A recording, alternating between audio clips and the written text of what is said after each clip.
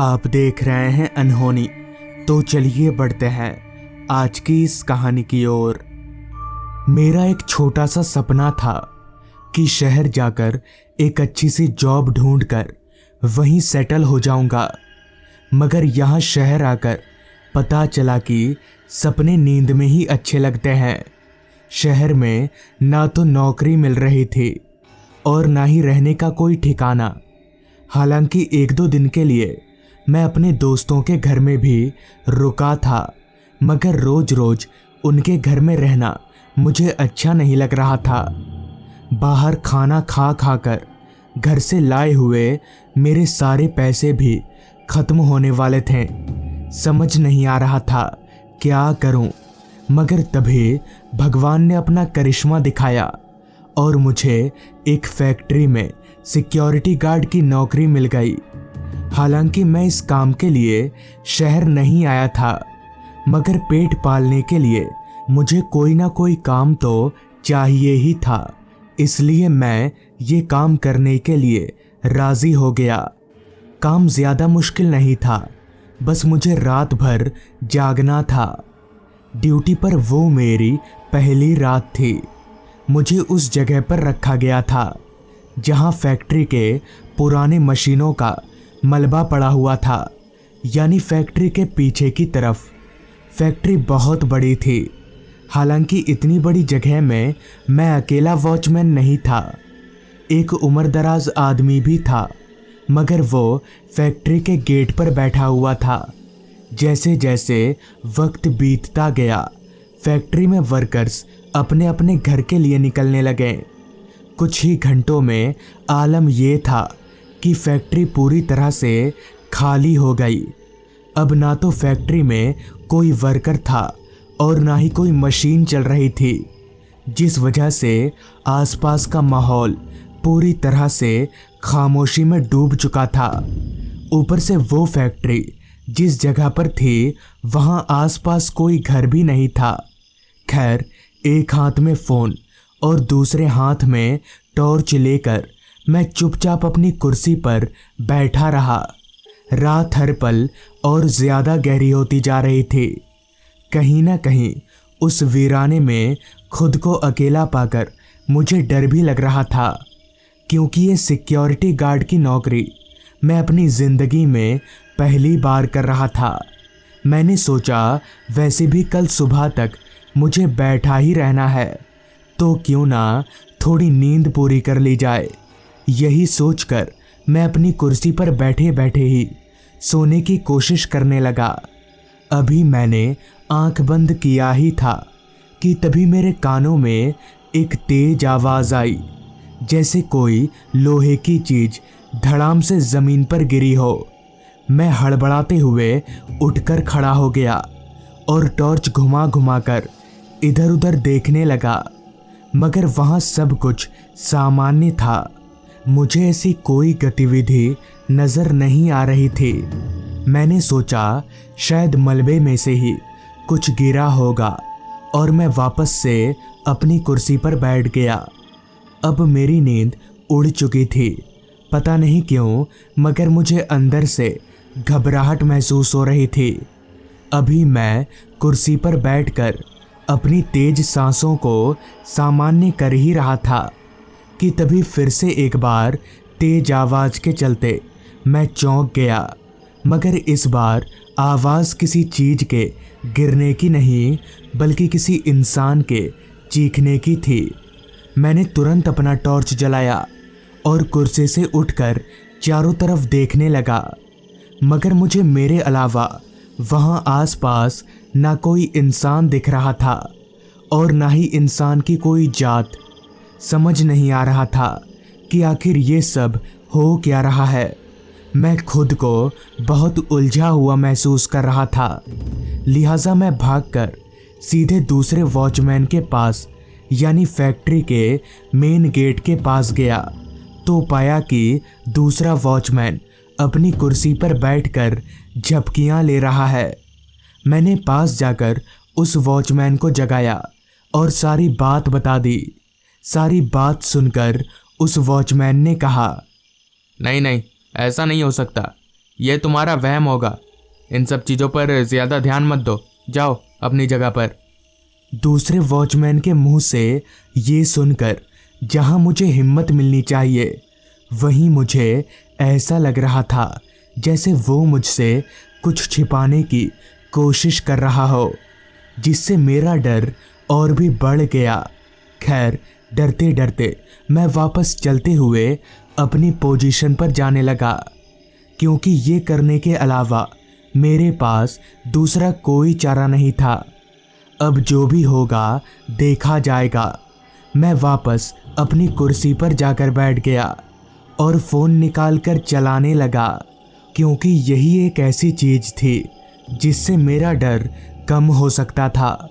अभी मैं फ़ोन चलाकर टाइम पास कर ही रहा था कि तभी फिर से मुझे किसी आदमी के चीखने की आवाज़ आने लगी, मगर इस बार आवाज़ सुनकर मैं डरा नहीं, बल्कि मैंने सोचा क्यों ना देखा जाए कि ये आवाज़ असल में आ कहाँ से रही है।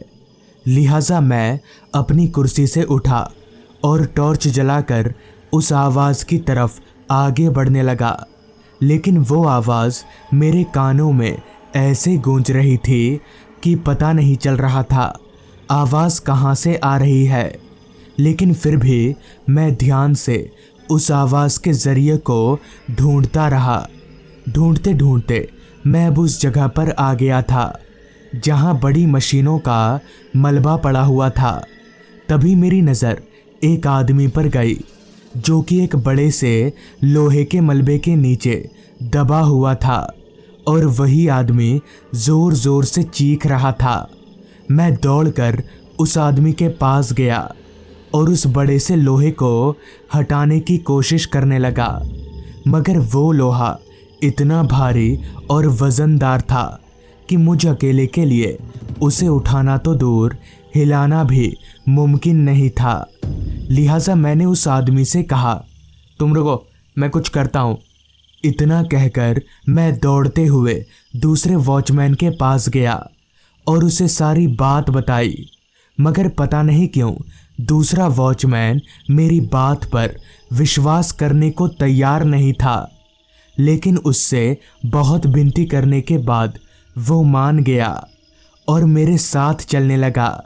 चलते चलते जब मैं उस बड़े से मलबे के पास पहुंचा, तो मेरी हैरानगी की कोई सीमा ना रही, क्योंकि अब उस मलबे के नीचे कोई नहीं था। मुझे मेरी आंखों पर यकीन नहीं हो रहा था। तभी दूसरे वॉचमैन ने कहा, देखो तुम्हारी तबीयत ठीक नहीं है लगता है, एक काम करो, तुम सो जाओ, खामोखा मुझे भी परेशान कर दिया। इतना कहकर वो दूसरा वॉचमैन वहाँ से चला गया। मुझे भी अब लगने लगा था कि शायद मेरी तबीयत ही खराब है, मगर कहीं ना कहीं उस आदमी का चेहरा मेरे जहन में घूम रहा था। खैर, मैं फिर से अपनी कुर्सी पर जाकर बैठ गया। अब मेरा सिर दुखने लगा था। मैंने मन ही मन ये सोच लिया था कि अगर कल भी ऐसा हुआ तो मैं ये नौकरी छोड़ दूंगा। अभी मैं ये सब सोच ही रहा था कि तभी फिर से मुझे किसी आदमी के बचाओ बचाओ की आवाज़ आने लगी। अब मैं तंग आ चुका था, इसलिए कुछ देर तक तो मैंने उस आवाज़ को नज़रअंदाज किया, मगर मैं ज़्यादा देर तक ऐसा कर नहीं पाया और फिर से चलते हुए उसी तरफ जाने लगा जहां मैंने मलबे के नीचे आदमी देखा था।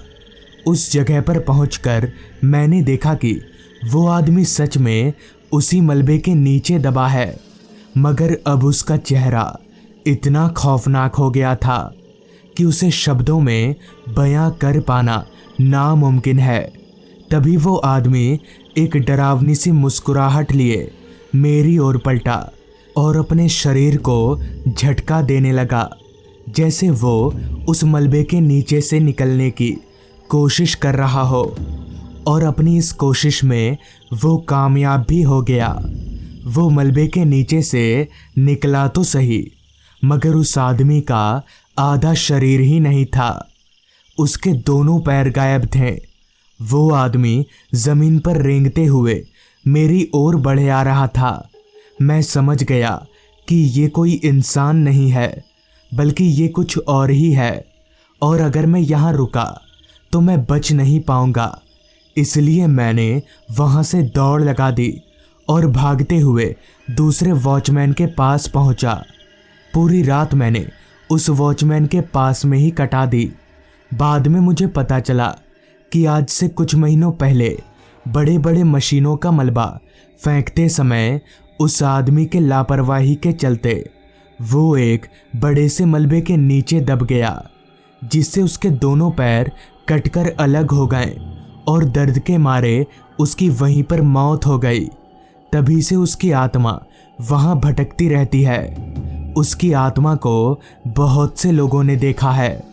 ये सब सुनकर मैंने उसी वक्त वो नौकरी छोड़ दी। तो दोस्तों, ये थी आज की कहानी।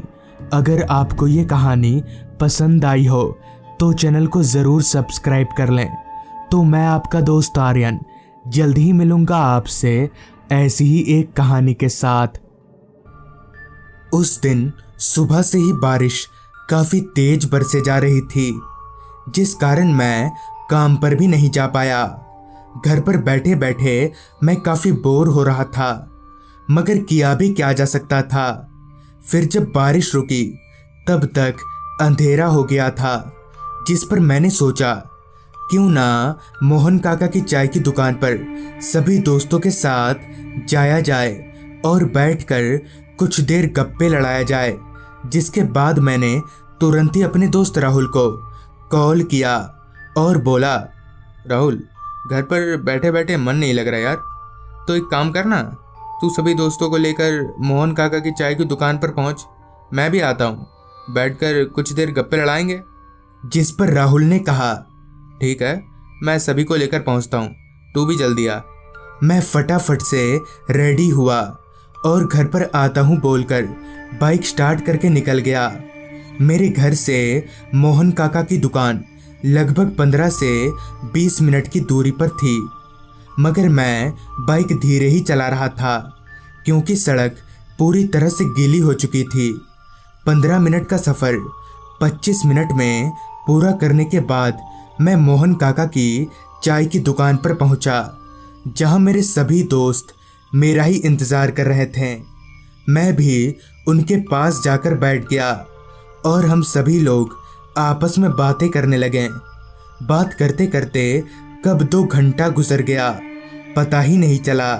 जिसके बाद राहुल ने कहा, यार अब हमें घर चलना चाहिए और रात भी काफ़ी हो गई है। राहुल की बात सुनते ही मैंने अपनी निगाहें घड़ी की ओर घुमाई तो वक्त हो रहा था रात के 9 बजे का।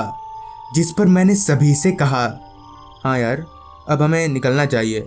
जिसके बाद हम सभी लोग अपने अपने घर की ओर निकल पड़े। सुबह से ही काफ़ी तेज बारिश होने के कारण पूरे गांव की बिजली गुल थी।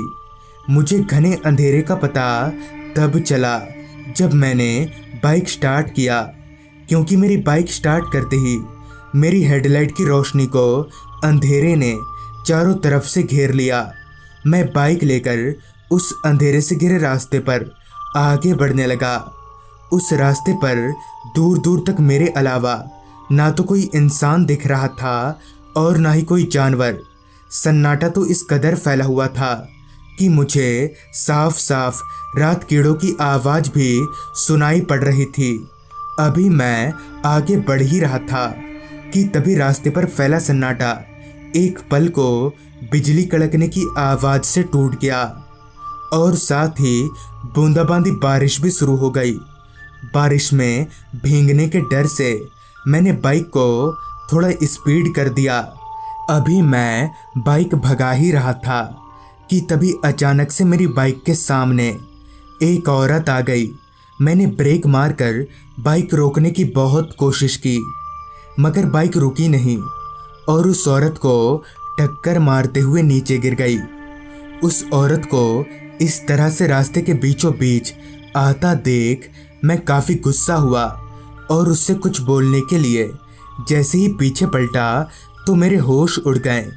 दरअसल वो औरत वहाँ थी ही नहीं। मैंने अपनी नज़रों को इधर उधर दौड़ाया, मगर वो औरत मुझे कहीं नहीं दिखी। मगर ऐसे कैसे हो सकता है? मैं अभी अभी उस औरत से टकराकर नीचे गिरा था, तो वो औरत गई तो गई कहाँ? खैर, मैंने अपना बाइक उठाया और स्टार्ट करके आगे बढ़ने लगा। गिरने के कारण मेरे सारे कपड़े खराब हो चुके थे और मेरी बाइक पर भी अच्छा खासा डैमेज हुआ था। अभी मैं आगे बढ़ ही रहा था कि तभी किसी ने पीछे से मेरे कंधे पर हाथ रखा। वो हाथ बर्फ से भी ज़्यादा ठंडा था, वो भी इतना ठंडा कि मेरा कंधा एक पल को सुन्न पड़ गया था। तभी मैंने तिरछी नज़र से जब उस कंधे की ओर देखा तो मेरे होश फाख्ता हो गए। दरअसल मेरे कंधे पर एक औरत का हाथ था। मैंने झट से बाइक रोका और जब पीछे पलटकर देखा तो मेरे कंधे की तरह ही मैं सुन्न पड़ने लगा और मेरा पूरा शरीर अंदर ही अंदर कपकपाने लगा। दरअसल ठीक मेरे पीछे वही औरत बैठी हुई थी जिससे थोड़ी देर पहले टक्कर खाकर मैं गिरा था। उस औरत की शक्ल मौत से भी ज़्यादा डरावनी थी। उसकी पूरी शक्ल में कीड़े रेंग रहे थे। उससे पहले कि मैं उसे कुछ बोल पाता, उस औरत ने एकदम से मेरा गला पकड़ लिया और टान कर मुझे रास्ते के किनारे एक पेड़ के पास ले आई और एक भारी सी आवाज में कहा, तू भी मरेगा। उस औरत के इतना बोलते ही उस पेड़ के ऊपर से एक रस्सी का फंदा लटकाया। उस औरत ने मुझे एक हाथ से उठाकर मेरे गले को उस फंदे में फंसा दिया और दूसरी तरफ की रस्सी को खींचने लगी। अभी मैं उस फंदे से लटककर मरने ही वाला था कि तभी वहाँ एक आदमी आ पहुँचा, जिसे देखकर वो औरत एकदम से गायब हो गई। उस औरत के गायब होते ही वो रस्सी भी छूमंतर हो गया और मैं धड़ाम से ज़मीन पर जा गिरा, जिस पर उस आदमी ने मुझे सहारा देकर उठाया और कहा, जल्दी मेरे साथ चलो वरना वो तुम्हें मार देगी। मैं भी बिना कुछ सोचे समझे उस आदमी के साथ चलता बना। थोड़ी दूर चलने के बाद वो आदमी मुझे एक घर के भीतर ले आया। देखने से तो वो घर काफ़ी पुराना सा लग रहा था। मैंने मदद के लिए 2-3 बार घर पर कॉल भी किया, लेकिन मेरे फ़ोन में नेटवर्क नहीं आ रहा था। मुझे काफ़ी परेशान और डरा हुआ देख उस आदमी ने कहा, डरो मत, कुछ नहीं होगा। जिस पर मैंने कहा, वो औरत कौन थी और मुझे क्यों मारना चाहती थी? जिस पर उस आदमी ने कहा, वो औरत एक चुड़ैल है और वो तुम्हें नहीं बल्कि अकेले में किसी को भी पाकर मारने की कोशिश करती है। इस पर मैंने कहा, मगर क्यों? सभी ने उसका क्या बिगाड़ा है? जिस पर उस आदमी ने कहा, इसके पीछे एक बहुत लंबी कहानी है। मेरे पूछने पर आगे उस आदमी ने बताया, आज से 12 साल पहले इस गांव में एक पति पत्नी रहा करते थे।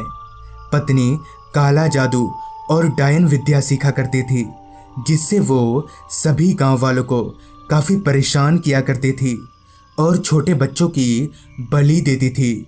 उसका पति राजू भी उसके इस काम में मदद करता था, लेकिन ये बात एक दिन सारे गांव वालों को पता चल गई, जिसके बाद गांव वालों ने गुस्से में आकर उन दोनों को उसी पेड़ में फांसी से लटका दिया और मारने के बाद उनकी लाश को चील कौओं को खाने के लिए जंगल में फेंक आए और तब से उनकी आत्मा वहीं भटकती रहती है।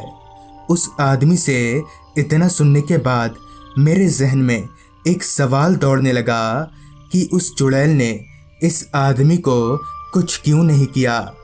मैं इस सवाल को ज़्यादा देर तक अपने मन में रख नहीं सका और मैंने उस आदमी से कहा, आप कहाँ रहते हैं? आपका नाम क्या है?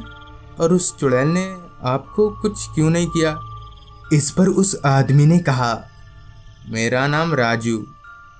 उस आदमी के इतना बोलते ही मेरे शरीर में वापस से करंट दौड़ने लगा और उसके इतना बोलते ही मुझे मेरे सारे सवालों का जवाब मिल गया कि तभी उस आदमी ने एक भारी सी आवाज में कहा, हाँ, मैं वही राजू हूँ जिसे गांव वालों ने 12 साल पहले मार दिया था। अब उस आदमी का चेहरा पूरी तरह से बदल चुका था।